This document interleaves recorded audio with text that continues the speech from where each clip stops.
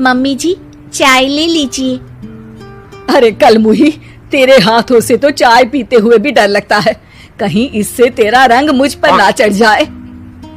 अगर इन्हें इतनी ही शर्म होती तो मेरे इतने हैंडसम भाई को इस तरह फंसाती नहीं। बानी और शिवम की लव मैरिज हुई है। बानी के ससुराल में उसकी ननद और सास हैं, जिन्हें अपने गोरे रंग पर बहुत गुरूर होता है, जिस वजह से वो बानी को सिर्फ उसके सांवले रंग की वजह से नापसंद करती है और हमेशा उसे ताने सुनाती रहती हैं। बानी उनकी सभी जली कटी बातें सुनकर चुपचाप वहाँ से चली जाती है। तुम माँ और छोटी को कुछ बोलती क्यों नहीं? मम्मी जी बड़ी हैं, हर छुटकी ना समझ, इस तरह उन्हें उल्टा जवाब देना सही नहीं। मेरी जिम्मेदारी उनकी सेवा करना है, जो मैं पूरे दिल से हमेशा करती रहूंगी। ऐसा बोलकर बानी रसोई में जाकर रात के खाने की तैयारी करने लगती है। रात को खाना खाते हुए बानी की सास उसे कहती है, कल मैंने अपनी फ्रेंड्स के साथ किटी पार्टी रखी है, समय से सारा खाना बना देना और अपना मनहूस चेहरा लेकर ज्यादा उनके सामने मत आना, समझी? माँ, बानी आप दोनों की कितनी परवाह करती है, फिर भी आप उससे इतना बुरा व्यवहार क्यों करती हैं? अरे एक तो लव मैरिज करके इस कलमुही को हमारे सर पर लाकर बिठा दिया और अब हम इसे कुछ बोल भी नहीं सकते क्या? भैया तो इनकी तरफदारी करेंगे ही, आखिर इन्होंने पूरी तरह उन्हें अपने वश में जो किया है। जिसे जो करना है करे, बस कल मेरा सारा काम समय पर हो जाना चाहिए।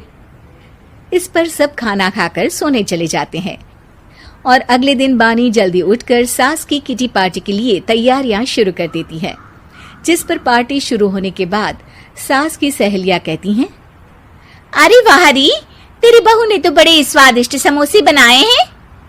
हाँ भाई, रंग कैसा भी हो, खाना बनाने में बिल्कुल अन्नपूर्णा है। अरे इसकी भी क्या बात करनी, मेरी बेटी से मिलो, इसकी सुंदरता के आगे तो उर्वशी रंभा भी फेल है। उर्वशी रंभा को तो फेल कर देगी, पर क्या अन्नपूर्णा बन पाएगी? अरे इसे काम करने की क्या जरूरत, उसके लिए बानी है तो, और मैं तो इसकी शादी भी किसी नौकर चाकर वाले घर में ही करूंगी। बानी वापस रसोई में चली जाती है और किटी पार्टी चलती रहती है। उसी रात को बानी की सास गुस्से में चिल्लाते हुए अपने कमरे से बाहर निकल कर आती है। हाय रे, चोरी हो गई, मेरे पैसे, पक्का पक्का इस कलमुही की वजह से हुआ है ये सब। अरे क्या हुआ माँ, कौन सा आसमान टूट गया? अरे आसमान तो उसी दिन टूट गया था जब तू इस कलमुही से शादी करके इसे घर में ले आया था। खुद तो आई ही, अपने साथ साथ मनहूसियत का काला साया भी मेरे घर ले आई। अरे हुआ क्या माँ? अरे मेरी तिजोरी में रखे पैसे कहीं गायब हो गए, सुबह ही देखा, अरे यहीं रखे थे। क्या आप मुझ पर चोरी का इल्जाम लगा रही हैं? अरे काली बिल्ली पर भी क्या कोई मनहूसियत का इल्जाम लगाता है? ऐसा बोलकर बानी की सास वहां से चली जाती है, जिसके बाद शिवम और बानी बात करने लगते हैं। देखो, मम्मी की बात का बुरा मत मानना, वो बस परेशान है ना, इसलिए कुछ भी बोल गई। वो परेशान नहीं, मुझसे नफरत की वजह से ऐसा बोलकर गई हैं। उन्हें मैं हमेशा एक आंख नहीं सुहाती। देखो बानी, अगर तुम चाहो तो हम दूसरा घर लेकर वहां शिफ्ट कर सकते हैं। आखिर तुमसे प्यार करके तुम्हें अपनी जिम्मेदारी पर इस घर में लेकर आया हूं, इस तरह टॉर्चर नहीं होने दे सकता। अगर आप साथ हैं तो मुझे किसी चीज की टेंशन नहीं, और आखिर वो हमारी बुजुर्ग हैं, हम उन्हें और छुटकी को इस तरह अकेले छोड़कर कैसे जा सकते हैं? इसके बाद बानी भी अपने कमरे में चली जाती है और अब हर रोज उसकी सास की तिजोरी से पैसे गायब होने लगते हैं। इसी तरह कुछ समय बीत जाता है और वो हर बार हर चीज का इल्जाम बानी पर लगाती है, पर बानी कभी कुछ भी नहीं बोलती। कलमुही नास पीटी, बहू को घर की लक्ष्मी बोलते हैं, ये तो पनौती बनकर आई है, पनौती। एक रात बानी की सास को आधी रात में प्यास लगती है, तो वो पानी पीने रसोई की तरफ जाती है। तभी उसे अपनी बेटी के कमरे में कुछ आवाज सुनाई देती है।